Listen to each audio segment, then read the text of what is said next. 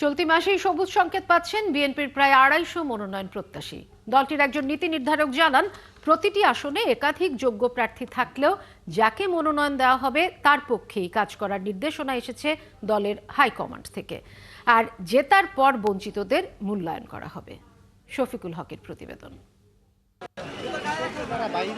প্রতিটি আসনেই একাধিক যোগ্য প্রার্থী রয়েছে বিএনপির।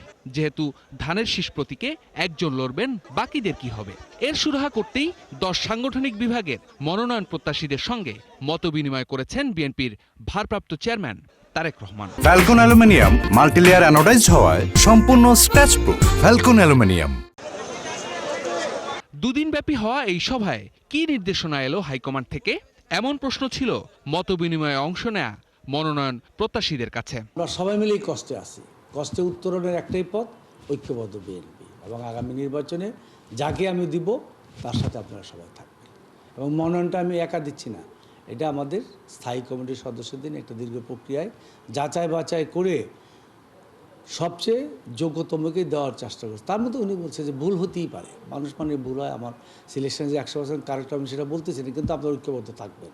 পরবর্তীতে আমি দেখবো ইনশাআল্লাহ। সুসংগঠিতভাবে আমাদের সকলকে একসাথে কাঁধে কাঁধ মিলিয়ে কাজ করে আমাদের যে ধানের শীষের প্রতীক, বিএনপির যে প্রতীক, জিয়া পরিবারের যে প্রতীক, সেই প্রতীককে জয়যুক্ত করতে হবে।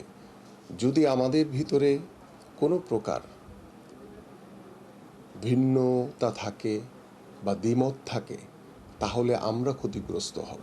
অন্যান্য দল প্রচারণা শুরু করলেও বিএনপি এখনো প্রার্থী চূড়ান্ত করেনি। সেক্ষেত্রে ভোটের মাঠে আরো সক্রিয় হতে শিগগিরই প্রার্থীদের সবুজ সংকেত দেয়া হবে। এই মাসের শেষেই আশা করি যে 200 থেকে 250 প্রার্থীর নাম আর কি চূড়ান্ত করা হবে। তাদেরকে হয়তো বিজ্ঞপ্তি দেওয়া হবে না, বাট প্রার্থীকে বলে দেওয়া হবে যে আপনি আমাদের প্রার্থী।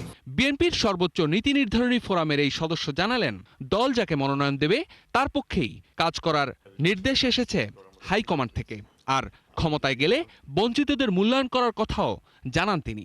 দল ক্ষমতায় আসলে মূল্যায়ন করার অনেক সুযোগ থাকে, বাট এই মুহূর্তে বিএনপি 17 বছর আন্দোলনের পর একটা সুযোগ এসেছে।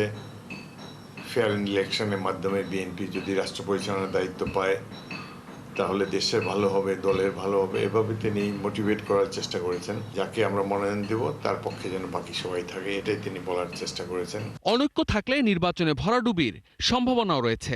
আর দলের বিপক্ষে গেলে কঠোর সিদ্ধান্তের কথা মনে করিয়ে দেন বিএনপির এই নীতি নির্ধারণী সদস্য।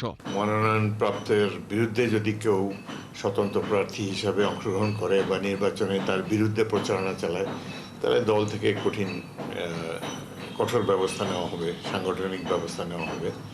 শফিকুল হক, ৭১, ঢাকা।